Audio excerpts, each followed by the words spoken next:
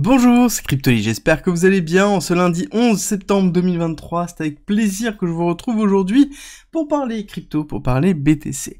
Au programme des nouvelles, nous avons la suite d'Ethereum, nous avons le Flatcoin, nous avons la CFTC qui essaie de réguler des applications décentralisées, et ensuite nous avons une semaine dans laquelle on va parler CPI, donc une semaine très importante au niveau de la macro, comme on va le voir dans l'analyse technique, qui est dans une situation assez complexe, hein. On va bien revoir tout ça, et du coup, ça impacte beaucoup le BTC. En tout cas, pas forcément sur le cours, mais ça risque d'impacter le BTC, on va comprendre pourquoi, et on va regarder le mouvement, justement, qu'il y a eu hier, un mouvement important qui est le prémisse de ce qui risque de se passer. On voit tout ça ensemble, maintenant.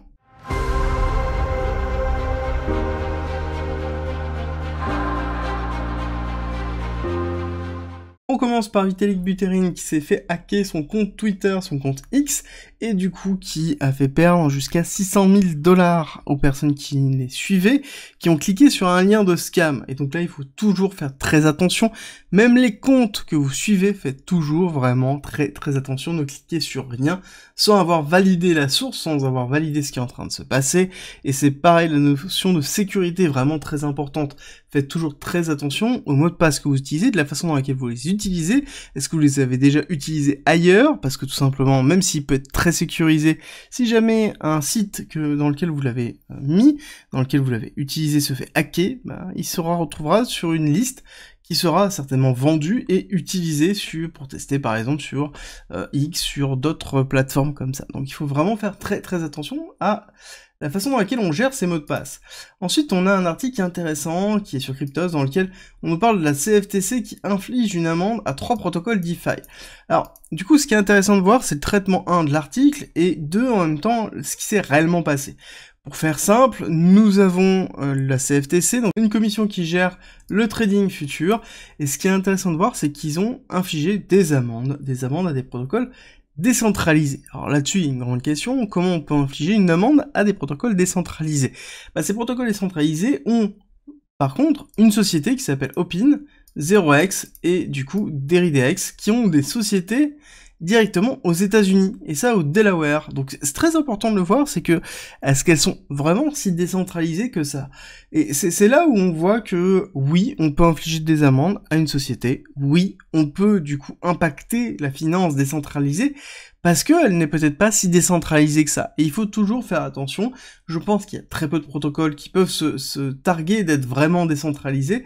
Et c'est là où on voit que, oui, s'ils sont pas décentralisés, pourquoi à ce moment-là, ils ne peuvent pas être réglementés? Voilà, quand on voit qu'on peut nommer des sociétés, qu'on peut leur infliger directement des sanctions financières, il n'y a aucune raison de les appeler décentralisés. D'accord? Pour moi, ce sont des protocoles qui sont sur la blockchain, oui, mais en l'occurrence, derrière, il n'y a pas de décentralisation.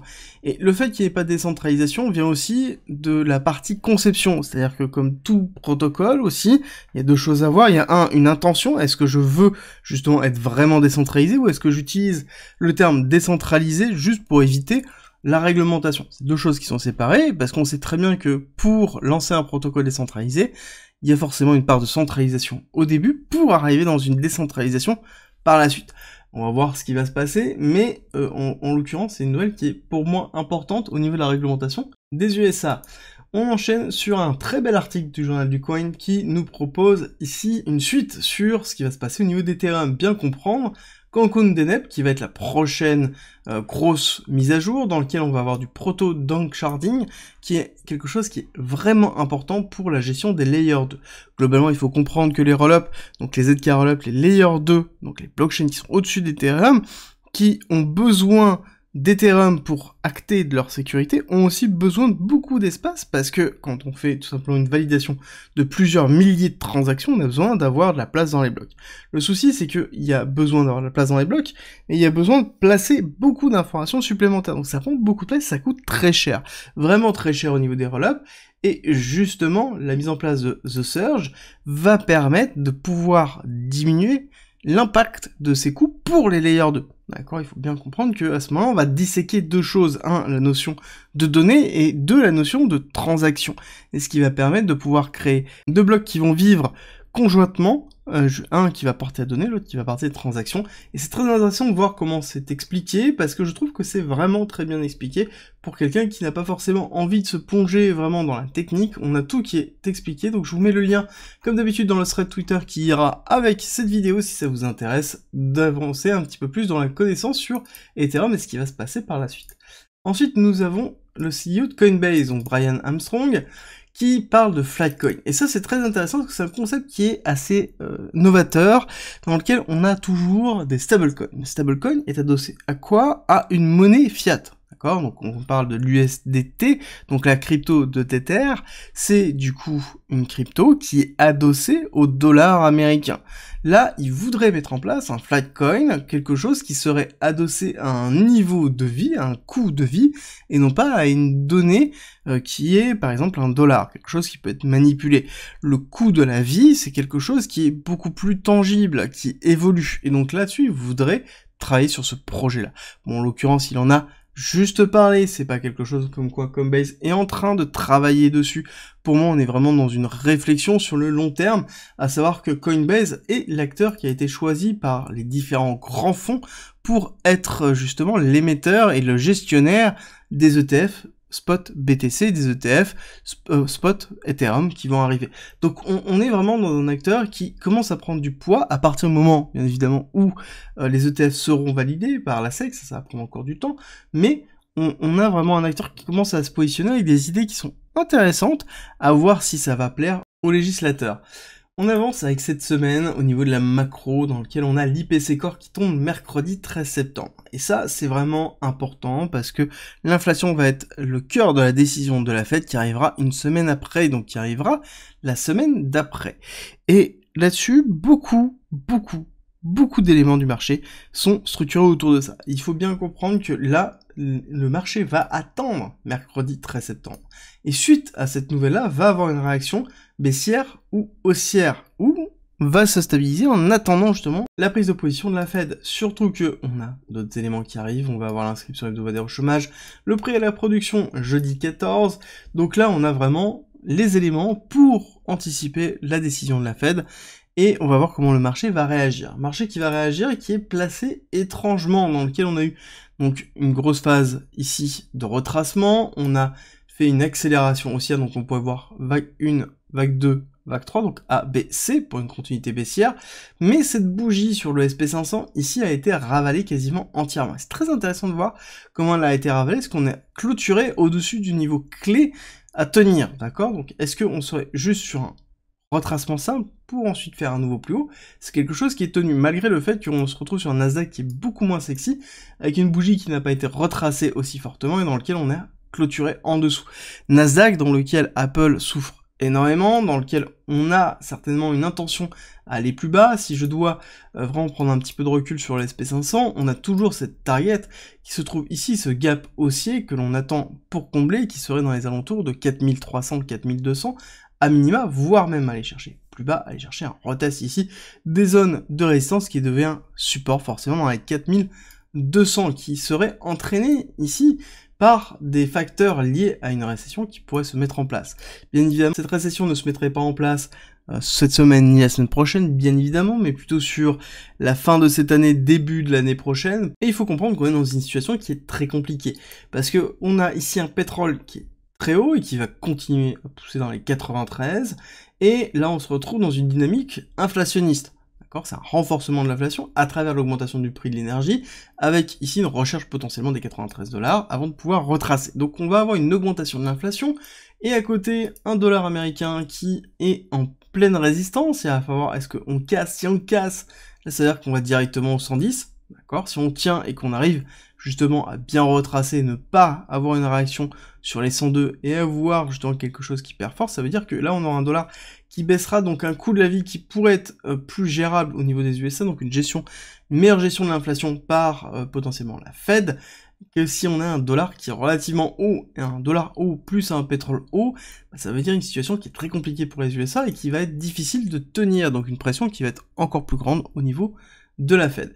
Mais clairement, ça impacte quoi au niveau du BTC? BTC, il faut comprendre que déjà, on a une diminution de la corrélation entre le BTC et le SP500, ce qui est très important, parce que ça veut dire que quand on va avoir une cassure, si on a une cassure de SP500, chose qui n'est pas attendue par le marché, mais qui commence, en tout cas petit à petit, à se retrouver dans la bouche de certains analystes de fonds financiers, on se retrouve là dans une dynamique où on aura potentiellement un BTC qui va moins réagir que précédemment, ou si on perd un point au niveau du SP500, le BTC en lui-même ne perdra pas 5 points comme historiquement. Et ce qu'il faut bien comprendre, c'est qu'il y a deux éléments pour ça. Un, le fait qu'on a une diminution drastique des liquidités au niveau du BTC, et ça se voit notamment quand on est en train de retester cette rupture de l'AR, on a des bougies qui sont totalement écrasées, dans lesquelles on n'a aucune volatilité, et deux, dans lequel on a des éléments endogènes, où le BTC attend globalement les ETF spot BTC, on attend la réglementation, on attend les positionnements de la SEC sur les securities, donc on a tous ces éléments qui sont propres à la crypto, et ces éléments endogènes vont rentrer soit en opposition avec la macroéconomie, dans le sens où si jamais on a une validation d'ETF et qu'on a une macro qui retrace, là on va avoir quelque chose qui risque d'être très intéressant. Par contre, réciproquement, on pourrait avoir un refus des ETF avec une macro qui s'enfonce, là on aura un élément catalyseur, et là ça risque de faire très mal.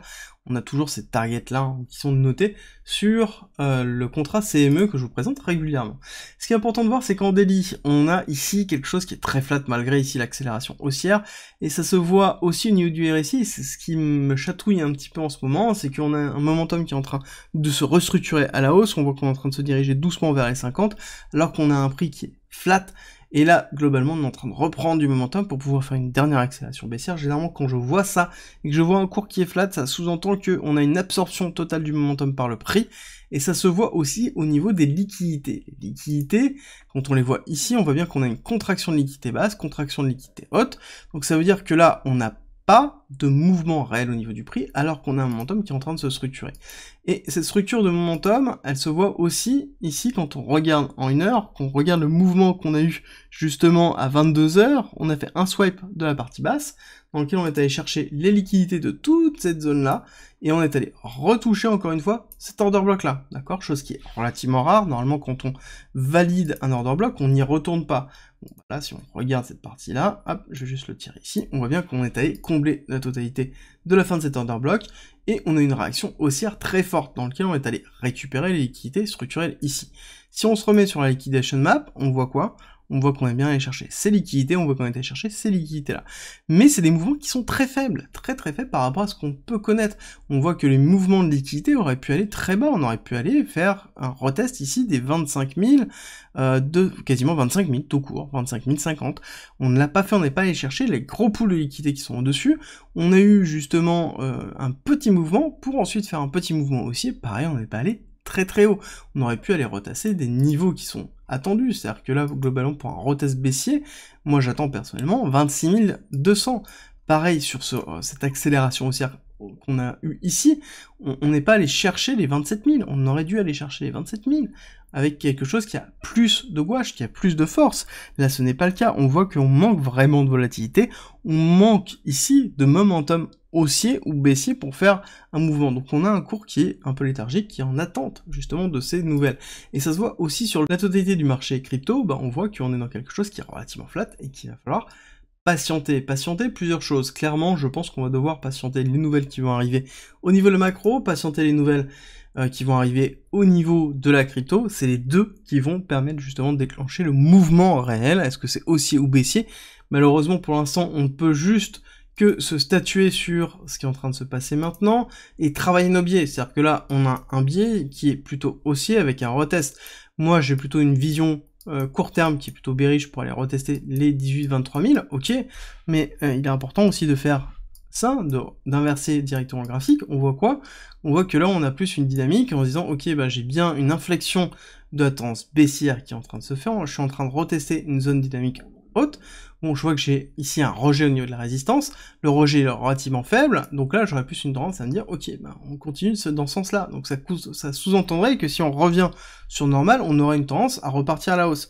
Le souci, c'est que quand on regarde la partie réellement au niveau de la macro, et le fait qu'on attende les nouvelles au niveau de la crypto, est-ce qu'on n'aurait pas une cassure baissière supplémentaire avant d'avoir l'accélération? C'est ce qui me conforte dans cette accélération baissière, mais clairement, quand on inverse ici, on peut avoir justement une dynamique en disant ok, bah, j'ai une résistance, je casse par le bas. Pareil, ici j'ai bien une baisse du momentum baissier qui est en train de se faire, j'ai potentiellement ici une rupture qui pourrait être en attente, donc quelque chose qu'on reconnaît très bien dans une forme d'accumulation, hein, donc inversement une forme de distribution de wick-off, donc pour une accélération baissière. Donc là, c'est intéressant toujours de pouvoir remettre en question son biais. Personnellement, mon biais, je le remets en question à chaque fois que je ouvre une analyse, pour pouvoir justement statuer est-ce que oui ou non, on est bien dans cette dynamique-là.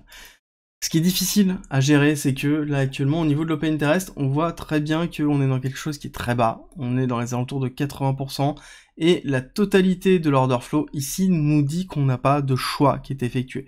On a une baisse des positions, alors qu'on a un prix qui est flat au niveau des top traders, donc pour moi là on a une prise de mise en place de sécurité, les personnes sont en train de sécuriser leur position, et au niveau du positionnement des liquidités, on a quand même un gros incentive à aller chercher plus haut, hein. Quand on regarde là, par rapport à il y a quelques temps, on a, oui, court terme un petit peu de long, mais majoritairement, le gros des liquidités se trouve dans le short, d'accord, sont vraiment positionnés short, ce qui fait qu'on tient cette zone-là, dans laquelle on a ici de 25 000, on va dire 26 000, jusqu'à premier bloc 27 500, dans lequel après on a un second bloc qui se trouve entre 30 000 et 29 000. D'accord, donc là on a vraiment les deux clusters de liquidités. Est-ce qu'on aura suffisamment de force acheteuse pour aller chercher ces liquidités-là? J'ai tendance à vous dire que j'ai des doutes. J'ai vraiment des doutes. Je pense que si jamais ça arrive, on ira faire une chasse à la liquidité. On va juste se repositionner ici. On ira faire une chasse à la liquidité avant. Donc on ira ici potentiellement une petite accélération, grosse accélération baissière pour bien faire peur, et ensuite on ira chercher à la hausse, donc on va liquider les longues pour ensuite entraîner un short squeeze et aller casser tout ça. Bon, je pense qu'on en est relativement loin, il va falloir patienter dans tous les cas mercredi, avoir un petit peu de volatilité sur la macro, pour avoir la volatilité sur justement la crypto.